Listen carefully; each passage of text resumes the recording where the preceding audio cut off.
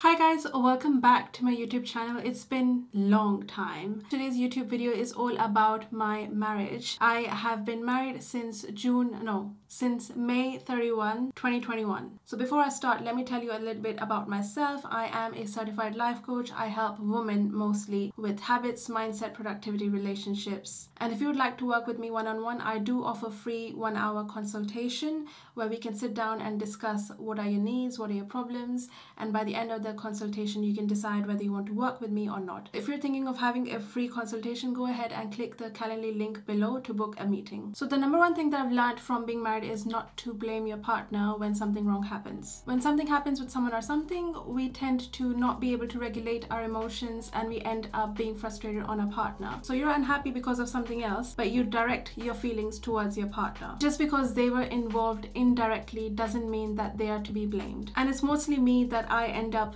being frustrated and having unregulated emotions, these emotions that I have not really opened up to, and then I go ahead and throw it all over my partner, which is not the right thing to do. Number two, don't let other people get involved. So I live with my in-laws and I make sure to sort out our indifferences in our room versus making it a public debate in the living room. And it has happened before that I have spoken in the living room against my partner, or we're just having a sort of an argument or a debate, and when other people get involved it just makes the matters worse. So best thing to do is always sort out your indifferences in the room, especially if you're living with others in the same household. So point number 3 is let your partner know about your plans. Another thing that I wasn't doing, he would always let me know what his plans are and I would just tell him, oh, I'm going to my mom's house, and he would just get really frustrated, like, why didn't you tell me this before? Mostly because I make spontaneous plans. I just decide, and he sort of likes plans ahead of time. One of the indifferences that we have. But I've tried and made sure to let him know like at least a day before what my plans are,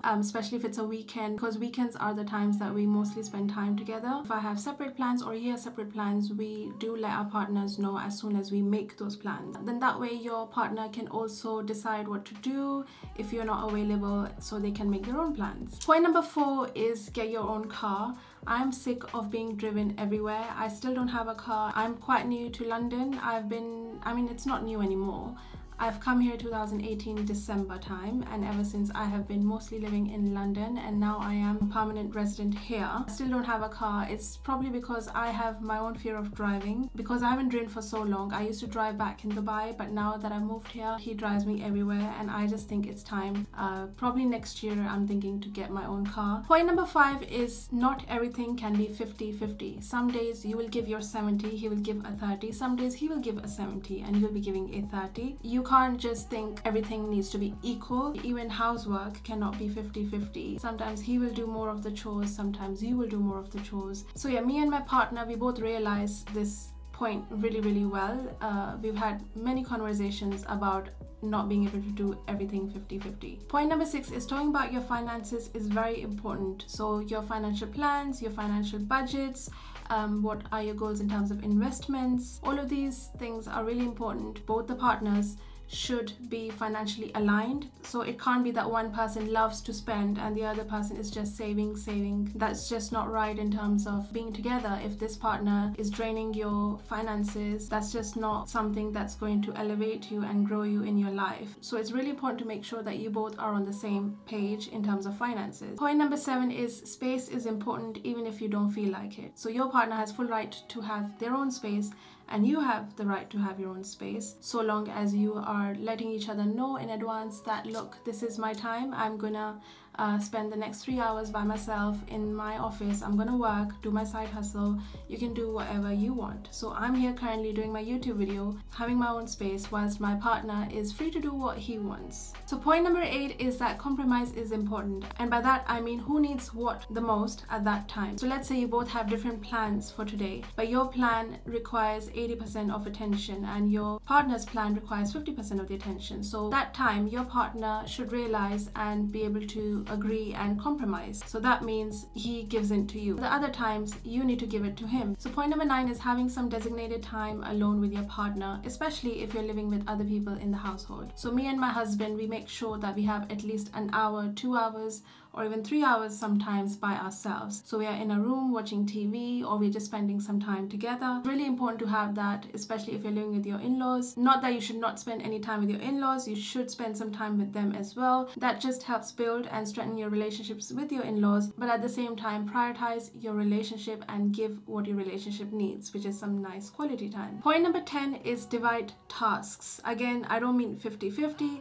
just a few tasks that you think your husband can do better than you. Sundays are mostly our cleaning days. We decide to change our bed sheets, wash our hair, and just overall organize and clean up the room. He mostly does the bed sheets and I end up organizing and cleaning the room. And then he takes everything downstairs for laundry and then I just put them in the machine. And that's just what works best for us. Point 11, respect the indifferences/choices. By this I mean you both are very different human beings that have decided to come together. So my husband has had very different lifestyle than what I've had in Dubai. We've been exposed to different types of people and just have made several different choices. So we can't expect to be with each other and think that we are twins. Even twins don't have similar thinking, so it'll be far-fetched to think that your husband or your partner would have similar choices to yours. Sometimes you have to respect these different choices and the way they are. So by that I mean their habits, their personality, all of those things must be respected. But also, this comes to point 12, don't tolerate things that affect you. If you're not okay with something, you need to voice it. If my partner does something that I'm not happy with, I have to let him know. Otherwise, I'm just going to keep it within myself and I'm just going to make things worse. So if I'm not okay with some of his habits and some of his decisions and it's affecting me, I would be wrong to not voice it. So I always voice them and I always let him know that this is something that's bothering me and you should think about it. And 90% of the time he does think about it, he does realize that this affects me and he does make changes, which is what really makes me happy. I really appreciate him listening and understanding and making those changes. So the next thing that I've learned is to make major decisions together. So let's say you want to buy a car. It's important to let your partner know and include him in those big decisions. That's what makes them feel important and respected. And your partner should do the same. If they're thinking to quit their job and start something by themselves, they should get it through with their partner. These things are just important to do together. You're a team, and when it comes to a team, anything your partner does affect you and anything you do affects your partner. So it's always important to get their opinion and make these big decisions together. Point number 14, and I think this is a really important one, don't let arguments ruin your day. One thing I try to do is not to elevate these arguments, put in some different things that have happened in the past with these arguments and make them worse,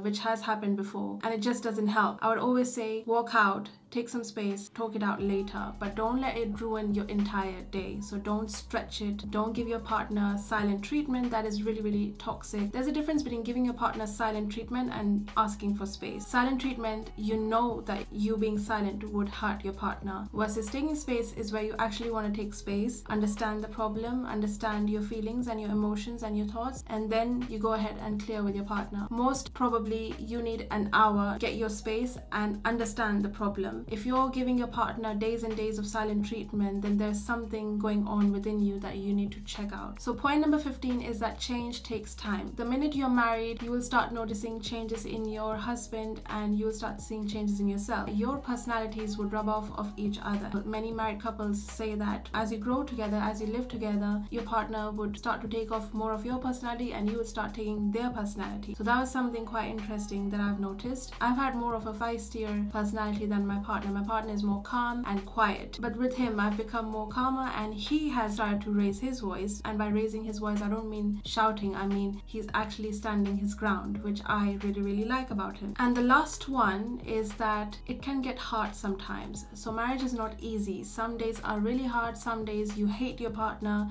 and some days you really love your partner. But at the end of the day, you have to understand that these are just feelings. You should always make decisions when you're in a neutral mode versus when you're angry and your feelings are elevated and you're feeling very emotional. Never make decisions in any extreme emotions. So yeah, those are the 16 things that I've learned in 1 year of my marriage. I hope you guys enjoyed this video and I'll see you next time.